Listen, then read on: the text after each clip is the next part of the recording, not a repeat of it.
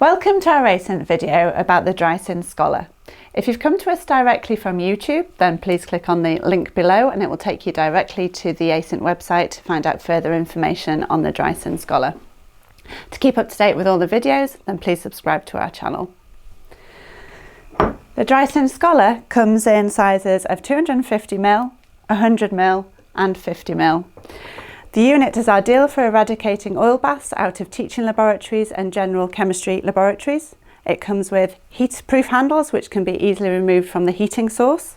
We have a temperature hole where the temperature probe can be accommodated to note the temperature of the block, and we have feet which can be removed or replaced to fit any stirrer hot plate. The DrySyn Scholar is available in two packages. We have the 250ml base with the 100ml insert. And then we have the DrySyn Scholar Plus unit, which has the 50ml insert also for 50ml round bottom flasks.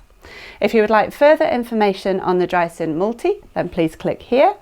If you'd like more information on DrySyn for scaled up synthesis, then please click here. And if you would like to subscribe to our YouTube channel, then please click here.